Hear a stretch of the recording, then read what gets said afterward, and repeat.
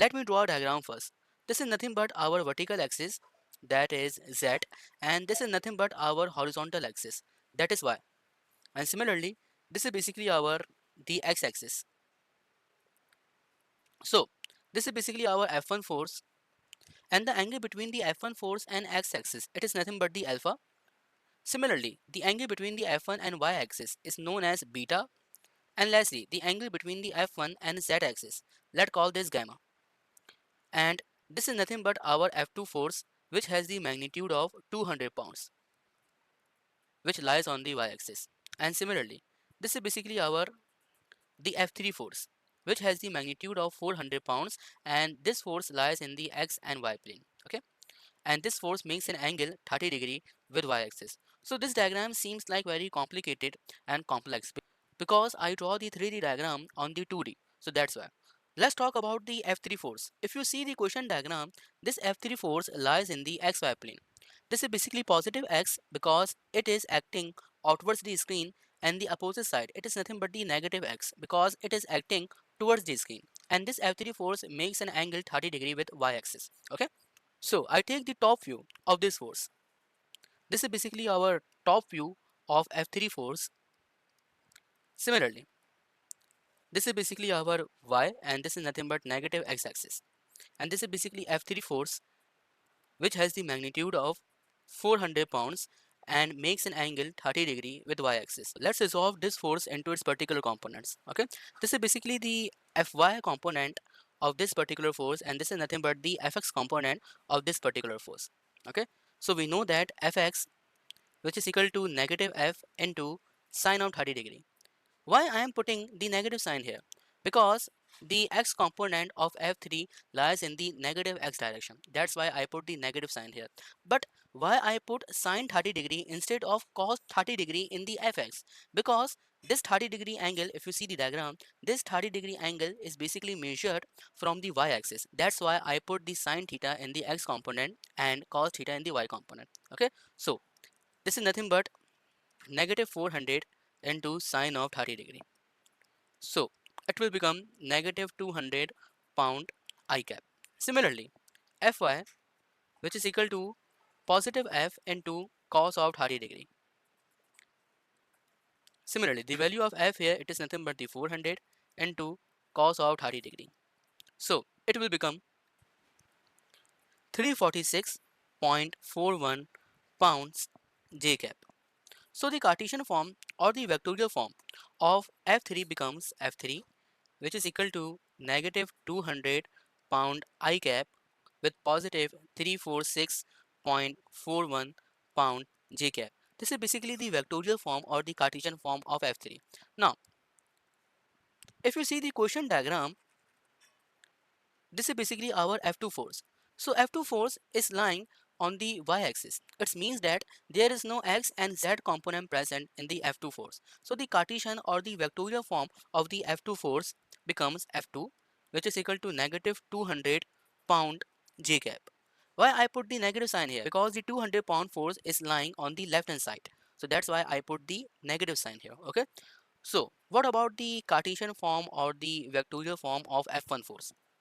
We know that the F1 force lies in the x, y and z axis. Okay, so by the help of coordinate direction angles, we easily find out the value of Fx, Fy and Fz here. Okay, so this is nothing but cos alpha, which is equal to Fx upon F. Similarly, cos beta, which is equal to Fy upon F, and lastly cos gamma, which is equal to Fz upon F. This is basically the coordinate direction angles of F1. So the alpha, it is basically the angle between F1 and x-axis, and this alpha is measured from the positive x-axis. Similarly, the beta present here, it is basically the angle between the F1 and y-axis, and this beta is measured from the positive y-axis. Lastly, this gamma, it is nothing but the angle between the F1 and z-axis, and this gamma is measured from the positive z-axis. So that's why all the Fx, Fy and Fz component of F1 are positive. Okay, so it will become F vector, which is equal to cos alpha dot Fi plus cos beta dot Fj. Similarly, plus cos gamma dot fk. And don't forget to write down the unit. The unit present here is nothing but the pounds. So this is basically the Cartesian form or the vectorial form of the f1. The cos alpha dot f, it is nothing but the fx. The cos beta dot f, it is nothing but the fy. And similarly, the cos gamma dot f, it is nothing but the fz. Okay. So we successfully find out the value of f1, f2 and f3. Okay. So I erased some extra things from here. So these all are the vectorial form or the Cartesian form of every single vector present in our diagram. Okay. So according to the question, the value of fr, it is nothing but negative 350k. So we know that the formula of resultant vector is given by fr, which is equal to f1 plus f2 plus f3. So we know the value of fr according to the question, and it is negative 350k, which is equal to the value of f1, it is nothing but cos alpha dot fi, similarly plus cos beta dot fj, lastly plus cos gamma dot fk. The value of f2, it is nothing but negative 200 j cap, and similarly the value of f3, it is nothing but negative 200 I cap with positive 346.41 j cap. You don't need to write down its unit here. Okay.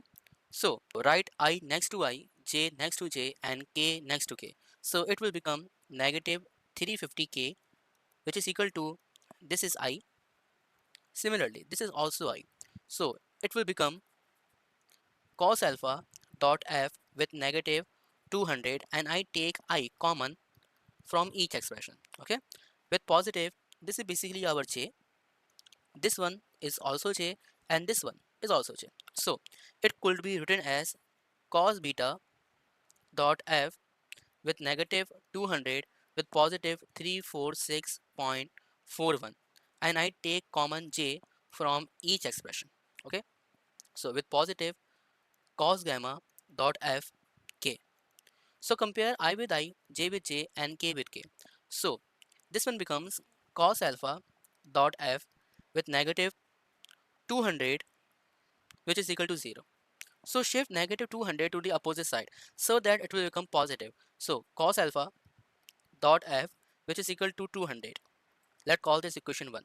Similarly, cos beta dot f with negative 200 with positive 346.41, which is equal to 0. So add negative 200 with positive 346.41. So it will become cos beta dot f with positive 146.41, which is equal to 0, and shift positive 146.41 to the opposite side so that will become negative. So cos beta dot f, which is equal to negative 146.41.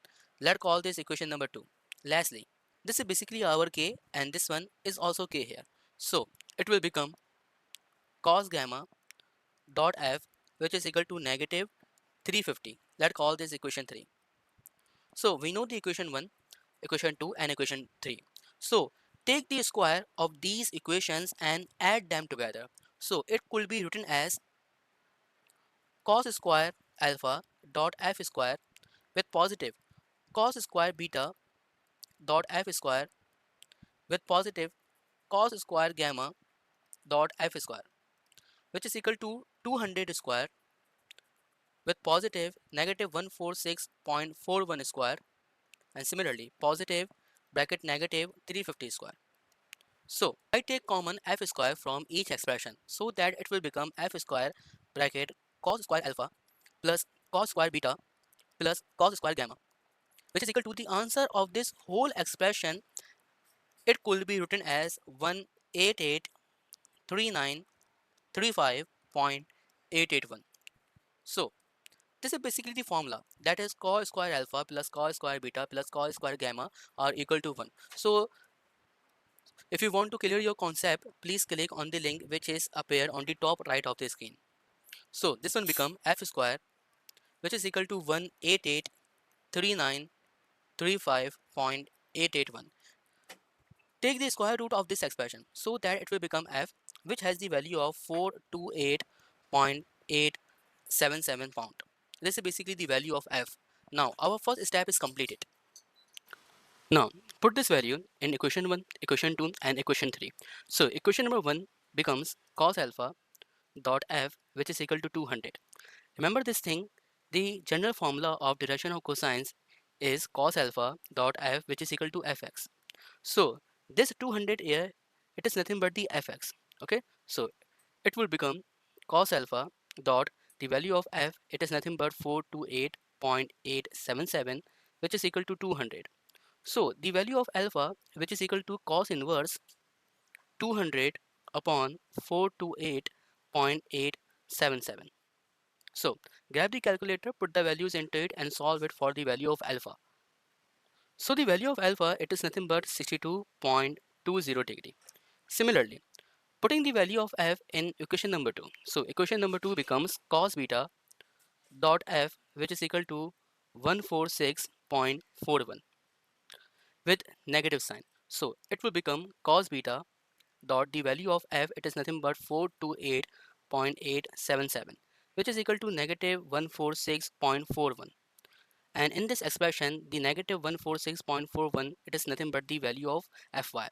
So beta, which is equal to cos inverse negative 146.41 and divided by 428.877. So grab the calculator, put the values into it and solve it for the value of beta. So the value of beta, it is nothing but 109.96 degree. Similarly, putting the value of f in equation number 3. So it will become cos gamma dot the value of f, it is nothing but 428.877 which is equal to negative 300. So gamma, which is equal to cos inverse negative 350 divided by 428.877. So this will become 144.69 degree. So your question has been solved here and your concepts too. So please like, share, comment and subscribe too. Okay, take care. Jazakallah. Allah Hafiz.